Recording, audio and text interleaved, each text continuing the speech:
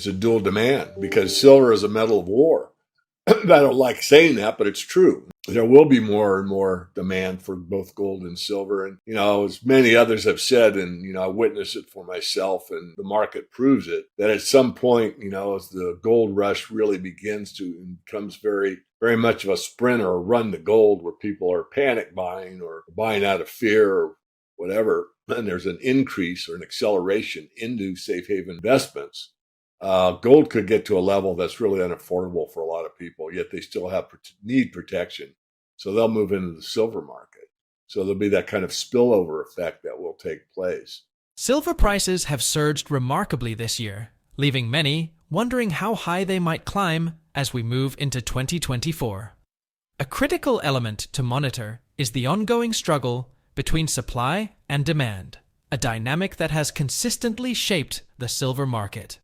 According to the World Silver Survey, 2024 marks the fifth year of silver shortages. In 2023, demand outpaced supply by over 142 million ounces, and this shortfall is projected to nearly double to 265 million ounces by year's end. The primary driver behind this escalating deficit is the surge in industrial demand. Historically, silver's demand was evenly split between industrial uses and investment. However, this balance has shifted dramatically. Industrial demand now constitutes 64% of the global silver demand, a 19% increase from the previous year. This shift is largely driven by the green energy transition, particularly the push for solar energy and burgeoning needs from the artificial intelligence and electric vehicle (EV) sectors, some of the fastest growing industries today. Alongside its industrial applications, David Morgan from Morgan Reports highlights silver's role as a safe haven investment, which becomes increasingly significant during periods of economic and political uncertainty. When investors face potential instability, they often flock to precious metals like silver and gold to safeguard their assets. As gold prices climb, it might become less accessible, pushing investors towards silver as a more affordable alternative. The ongoing suppression of silver prices has become a hot topic among analysts, including David, who suggests it may be a deliberate move to keep costs down for military technologies such as Tomahawk missiles. This strategy reveals a broader effort to manage silver prices by balancing physical supply limitations with speculative market contracts. However, when actual demand outstrips supply, it can cause backwardation or delivery delays, exposing the disparity between paper markets and physical reality. We will present clips from David Morgan's interview.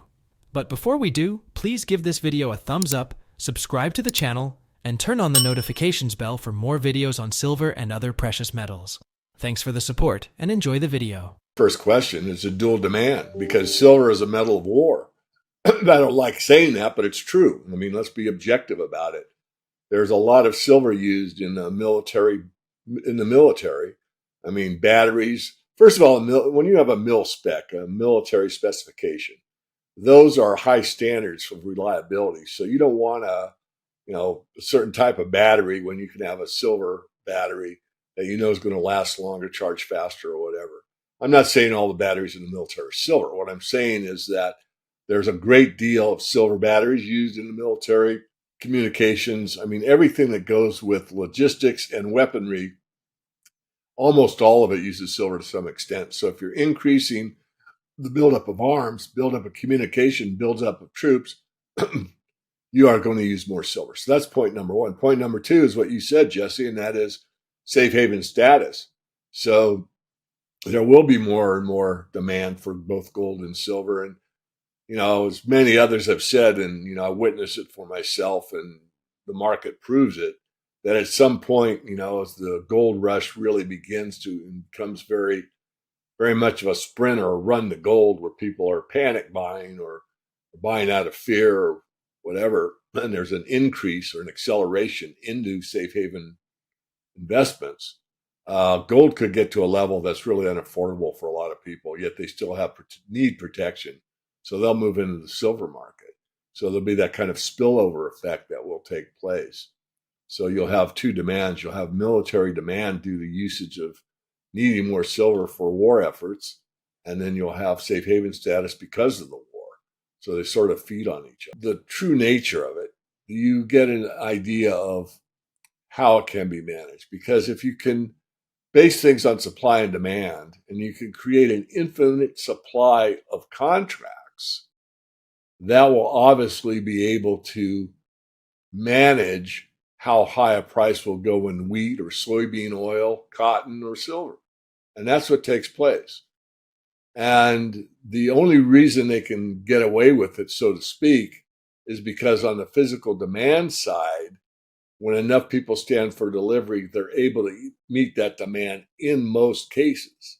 There has been instances where they could not meet that demand, and the market has gone into backwardation or they've gotten delays of delivery, but those are rare so far.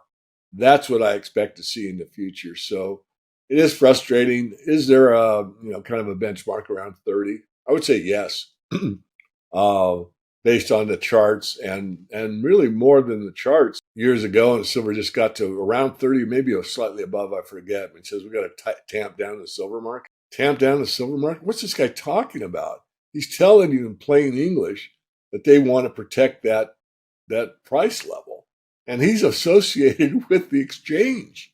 He's supposed to be a neutral party. He's not supposed to have any opinion on the market at all. And yet he comes out and publicly says they need to tamp down the silver market.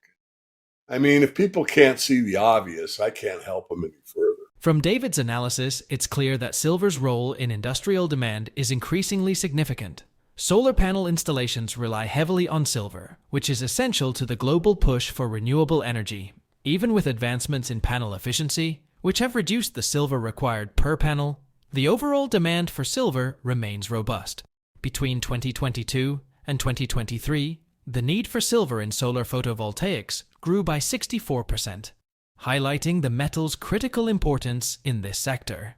Silver has a proven track record of outshining gold during bull markets. For example, from June 1973 to December 1979, silver prices surged by 1,108%, vastly outperforming gold's 325% increase. Over the past few decades, silver has generally offered higher returns than gold during market upswings, with an average return of nearly 400% versus gold's 114%. Since March 2020, silver has surged by 111% compared to gold's 45%, underscoring its potential for further growth. Additionally, the gold-to-silver ratio, GSR, which stood at 75 as of June 2024, suggests that silver is undervalued relative to gold. Historically, a high GSR indicates potential for silver to outperform gold, signaling promising prospects for silver shortly. Let's get back to the video. The main point is that the industrial demand, particularly with PVs, photovoltaics or solar panels, has been increasing very rapidly of late. What's interesting is I did a study back in 2010, and I said, okay, I hit the mark, from 2000 to 2010, 11, and called the top of the market. But before that, I called the top in 2011. In 2010, I took a blank sheet of paper, metaphorically, and said, okay, what's the silver market looking like for the next 10 years? So I had it pretty right on the first 10 years from 2000. And I was just about as bullish as I was the previous 10 years, although the deficit was starting to build. In other words, we ate up 1.5 billion ounces of stockpile above ground, and we're starting to rebuild the above ground stockpile. Nonetheless, because of solar, I was bullish. And the amount of solar that was projected to be used came out of Metals Focus. I think they had a different name at that time. I can't recall. Jessica Cross did the study. And I based a lot of my analysis on what she'd written. And what she showed was about 140 million ounces a year in about 5 years out used for photovoltaics alone. And what actually happened was we produced the amount of panels that she projected, but we got about a 4-fold increase in efficiency. So it used like 1/4 the amount of silver that it did back in 2010. These are round numbers. And so obviously the demand was there, but the efficiencies improved. So I'm not making excuses. All I'm saying is that she projected a lot of silver demand in photovoltaics. It's true, but it wasn't what she had projected. It was less. But now we're at a point where it's significant. and it's having a major impact on the industrial side. Then you throw AI and the power requirements for that on top of it, and all we need is more and more power. And we're getting in a position with the green movement that we're getting very inefficient energy sources. And of course, the traditional ones are kind of poo-pooed, gas and coal and oil, and yet they're very efficient sources. So the point is simple.